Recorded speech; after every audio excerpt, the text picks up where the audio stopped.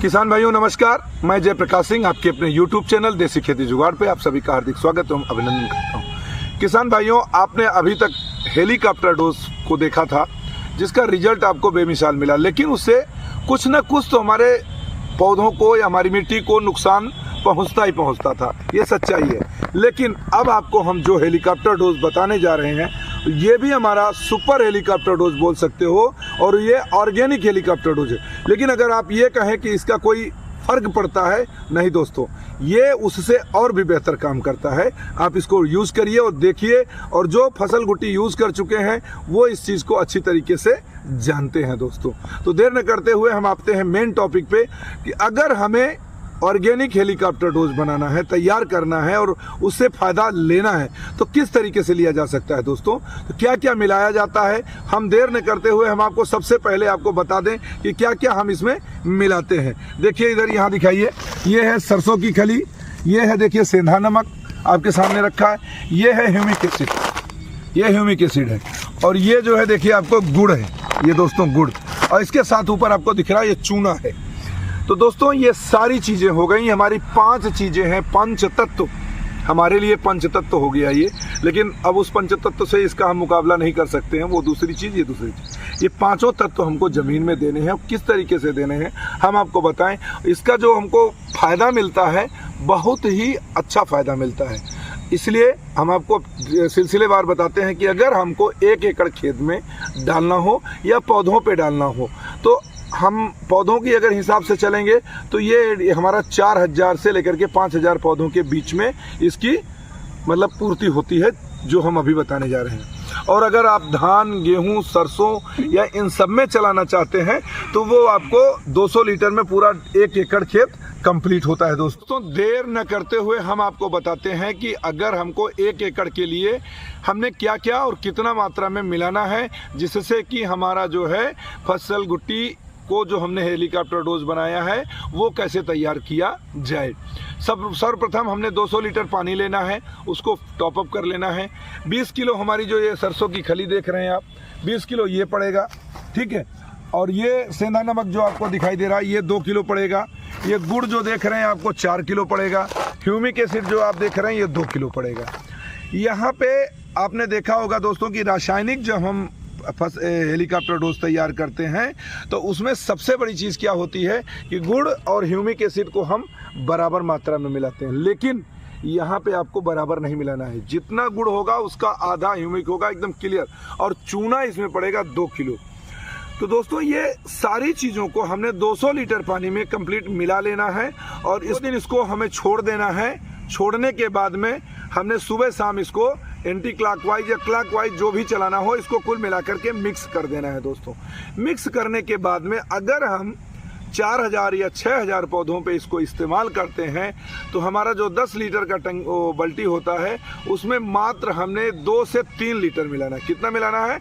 2 से 3 लीटर मिलाना। अगर हाई यील्ड कैपेसिटी की जो फसलें हैं, हाई यील्ड कैपेसिटी की फसलें जैसे बैंगन है, टमाटर है, मिर्च है, इसमें आप जो है लगभग 40% तक मिला सकते हो, मतलब 10 लीटर में। जी एक्सप्लेन कीजिए कि हाई यील्ड फसलें एक्चुअली होती क्या है। हाई यील्ड का मतलब ये है जैसे कि जो कम समय में ज़्यादा हमारे प्रोडक्शन देते हैं।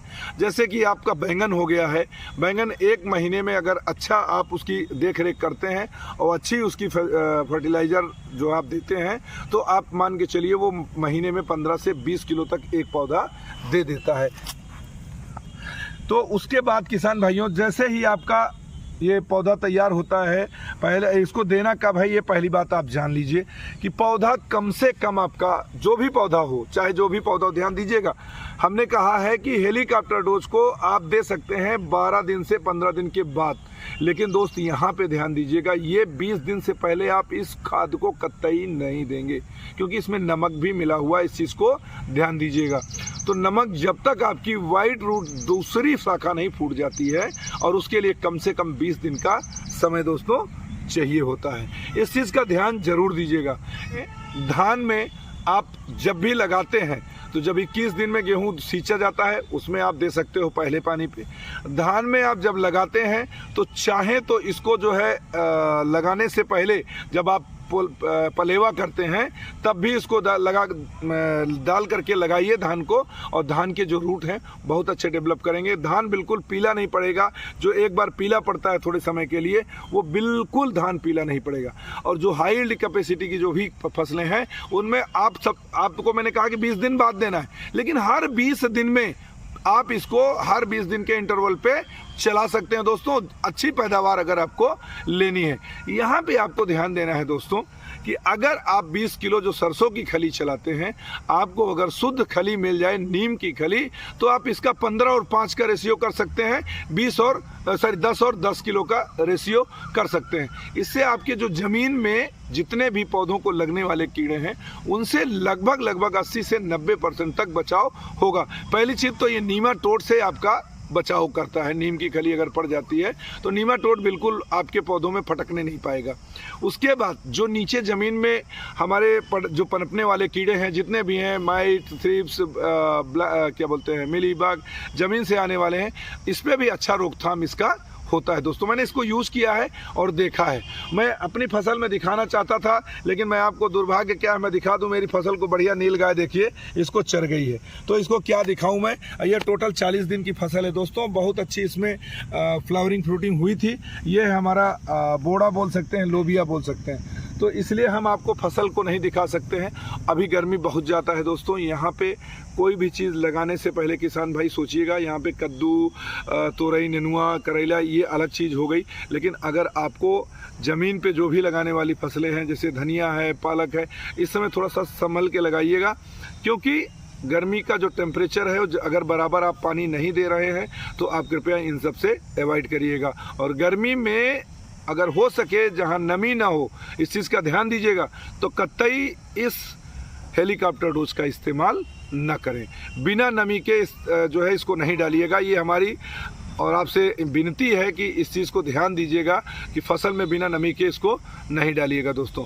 ये हो गया एक छोटा सा प्रयोग था, बहुत अच्छा प्रयोग है। मैं आपको इसका प्रयोग दिखाता हूँ, मेरी जो चरी है और उस पर मैं आपको दिखाता हूँ कि देखिए चल करके कि इस पर क्या रिजल्ट आया है। मैंने इस पर स्पेशली इस्तेमाल किया क्योंकि इस चरी को गाय ने नहीं छूना था। यहाँ पे हम गौमूत्र का छिड़काव कर देते हैं और इसमें सारे में संभव नहीं है गौमूत्र का, क्योंकि यहाँ पे धूप लगता है, उस जगह चरी पे थोड़ा छाँव है, जिसकी वजह से हमारा गौमूत्र ज़्यादा समय तक चलता है। तो चलिए मैं आपको चरी दिखाता हूँ आपको थोड़ा दूर से।